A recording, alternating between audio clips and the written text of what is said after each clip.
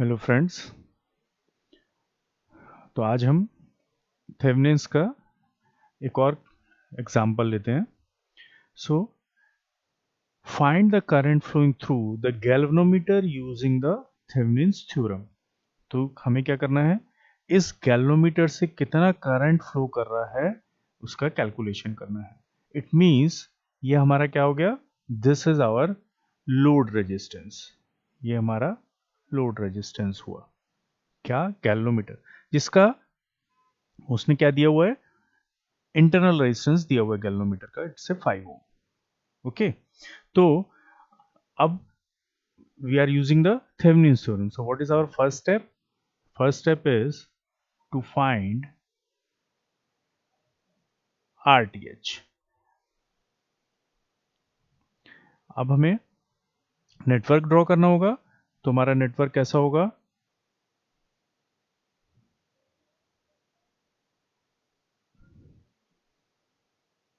So this is our network. हमें network में क्या करना होता है, remove the load resistance and replace the sources with their internal resistances. Okay, so suppose this is our ABCD। मैं यहाँ पे नाम लिख दे रहा हूँ। Suppose this is our A, this is B, this is C and this is D। तो ये हमारा हो गया A, B, C और D। ठीक है, तो हमने क्या किया है, हमने लोड रेजिस्टेंस को रिमूव कर दिया। कहां पर लोड रेजिस्टेंस है, बी और डी के बीच में। तो हमने लोड रेजिस्टेंस को रिमूव किया, then we have a two terminals and replace the source with their internal resistance. 10 volt का सोर्स है, इसका इंटरनल रेजिस्टेंस दिया गया है क्या, नहीं दिया गया। तो हम क्या करेंगे, इसको शॉर्ट सर्किट कर देंगे। ठीक है, तो शॉर्ट सर्किट करने के लिए हमें ए से सी को कनेक्ट करना होगा क्या, यस, हमें ए से सी को कनेक्ट करना होगा। तो we can connect either in this way, ठीक है, या फिर आप इसको यहां से भी कनेक्ट कर सकते हैं डायरेक्टली।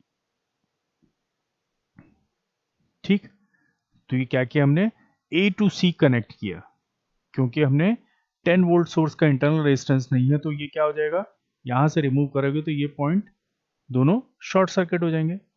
अब हमें बी और डी के बीच में इक्विवेलेंट रेजिस्टेंस को कैलकुलेट करना है।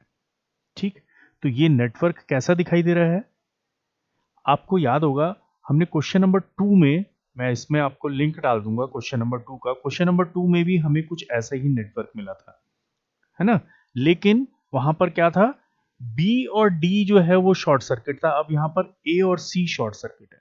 अब इसको फर्दर सिंप्लीफाई करें, अभी आपको कुछ दिखाई दे रहा है क्या, कौन सा किसके साथ पैरेलल सीरीज में है, this is our 10 ohm resistor, this is our 15 ohm resistor, this our 12 ohm resistor and this our 16 ohm resistor. तो क्या हमें सीरीज पैरेलल दिखाई दे रहे हैं क्या, क्या ये और ये सीरीज में है क्या, नहीं होगा, क्योंकि करंट यहां से जा सकता है। तो क्या 15 और 16 सीरीज में है, नहीं है, तो क्या ये दोनों पैरेलल में है क्या।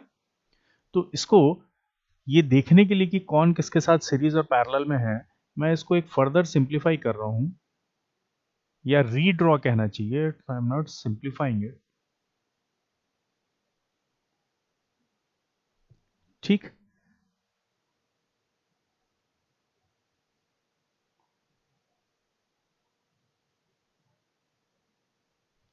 जिसको मैं रीड्रॉ किया, this our 12 ohm, this is our 16 ohm, this 10 and this is 15। ये पॉइंट ए है, ये नोड सी है, तो ए और सी क्या है, शॉर्ट सर्किट है। और this is our node B, this B and this our node D. तो बी और डी के बीच में हमें क्या करना है, आरटीएच कैलकुलेट करना है। तो अब हमें दिखाई दे रहा है क्या, टू फाइंड द आरटीएच क्या हुआ हमारा, 10 इन पैरेलल विथ 15, तो क्या होगा, एक रेजिस्टेंस बनेगा 10 और 15 को पैरेलल में सॉल्व करने के बाद, एंड 12 इन पैरेलल विथ 16, तो एक रेजिस्टेंस बनेगा क्या, 12 इन पैरेलल विथ 16। अब ये दोनों जो रेजिस्टेंस आएंगे ये क्या दिखाई दे रहा है हमें, they are in series. So this is your B, this is your D. Okay, so when you simplify these two, you will get RTH is equal to 12.857 ohm. Okay, this is the RTH. Now our second step is to find VTH. एक और चीज बताना चाहता हूं, it's not necessary कि पहले RTH निकालना है या पहले VTH निकालना है. Why I am calculating the RTH first? Because it's easy to calculate the RTH. तो जब भी आपके एग्जाम में यदि कोई क्वेश्चन आ रहा है तो आपका RTH कैलकुलेट करने से एटलीस्ट आपके 50% मार्क्स तो सिक्योर हो जाते हैं. ठीक है ना. Now to find VTH, redraw the network. So this is our network again. अब हमें क्या करना है, remove the load resistance only. हमें सोर्सेस को रिमूव या रिप्लेस नहीं करना है. तो हमारा सोर्स क्या है, एक सोर्स लगा हुआ है हमारा 10 वोल्ट का यहां पर. ठीक, this is our A, B, C, D. ये ओपन सर्किट हुआ और इस ओपन सर्किट पे हमें क्या कैलकुलेट करना है, VTH करना है. ये हमारा 10 वोल्ट हुआ. ये हमारा रेजिस्टेंस कितना है, 10, 15, 12 and 16. Now to find VTH हमें क्या करना होगा, first you have to calculate the current flowing through this. क्या करेंगे हम पहले इसमें से करंट निकालते हैं. तो जो करंट यहां से सोर्स से मिल रहा है हमें क्या, मैं एक बार आपको पहले भी बता चुका हूं कि जब भी आपको VTH कैलकुलेट करना हो, उन दो टर्मिनल्स को लेते हुए जो आपका सबसे छोटा लूप बन रहा हो उसको अलग से ड्रॉ कर लीजिए. तो आपको पता चलेगा कि आपका VTH निकालने के लिए किन किन चीजों की जरूरत है. तो यदि मैं इसको VTH लेता हूं तो ये क्या है, 10 है और ये 12 है. तो ये यदि VTH ले रहे हैं तो इन दो रेजिस्टेंस से यदि हमें करंट मालूम चल जाए तो हम क्या कर सकते हैं, VTH कैलकुलेट कर सकते हैं. इसी तरीके से आप ये राइट साइड वाला भी ले सकते हैं. तो किसी भी दो रेजिस्टेंस, या तो इस साइड के दोनों या इस साइड के दोनों रेजिस्टेंसेस यदि हम ले लें और इनमें से करंट कैलकुलेट कर लें तो हमें क्या मिल सकता है, VTH मिल सकता है. तो यदि 10 और 12 में से मेरे को रेजिस्टेंस करंट कैलकुलेट करना है तो क्या करना होगा, पहले हमें ये वाला करंट कैलकुलेट करना होगा. Suppose this is I1. यहां जाने के बाद क्या होगा, करंट दो जगह डिवाइड होगा. This is our I2 and this is our I3.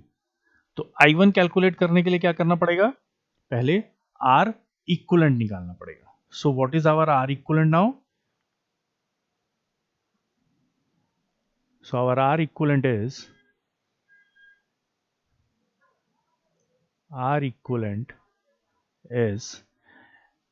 अभी हमें क्या दिखाई दिया था, टू फाइंड द RTH. हमने देखा था कि ये दोनों पैरेलल में थे, ये दोनों पैरेलल में थे और ये इसके साथ सीरीज में था. लेकिन अब जब हम इसको कैलकुलेट कर रहे हैं तो हमें क्या दिखाई दे रहा है कि 10 और 15 सीरीज में है, 10 और 15 सीरीज में है, 12 और 16 सीरीज में है और उसके बाद जो कॉम्बिनेशन आ रहा है वो पैरेलल में है.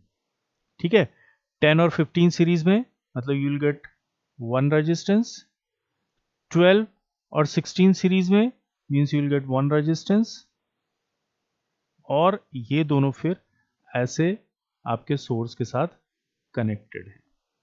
तो ये 10 और 15 इट्स 25, 12 और 16 इट्स 28, और ये आपका सोर्स लगा। तो अब हमें क्या मिल सकता है, I1 मिल जाएगा। ठीक है, so what is our R equivalent? R equivalent is 10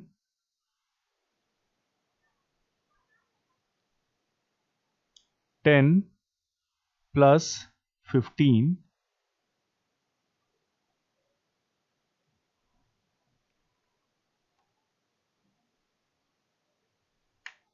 10 plus 15 in parallel with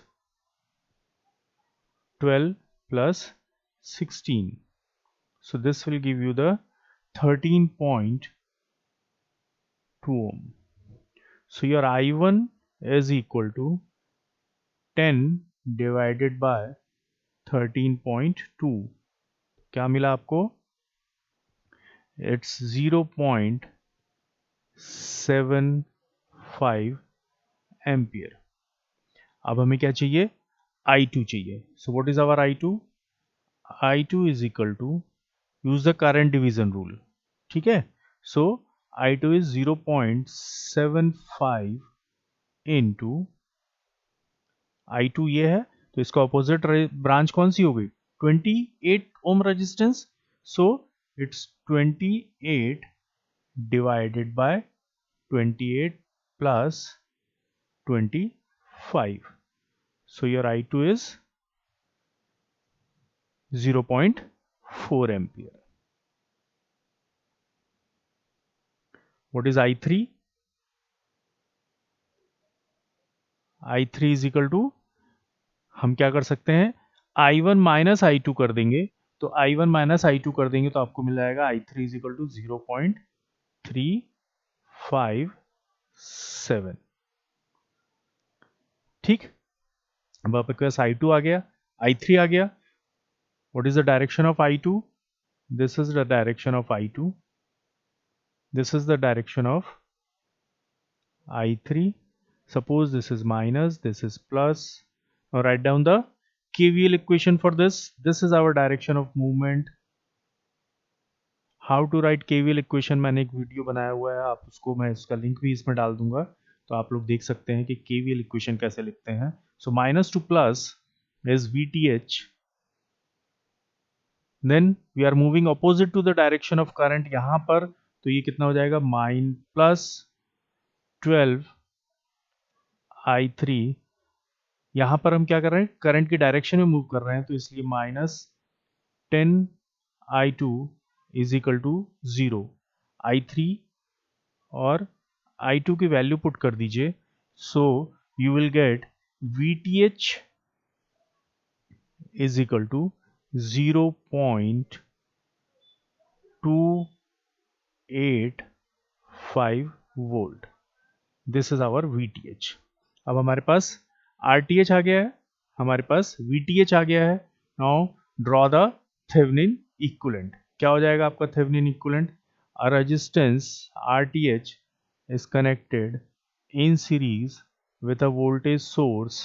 So your RTH is 12.85, your VTH is 0.285.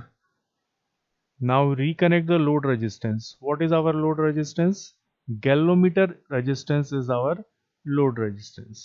तो कितना हो गया? It's 5. So the current flowing through the galvanometer IL is equal to 0.285 divided by 12.85 plus 5.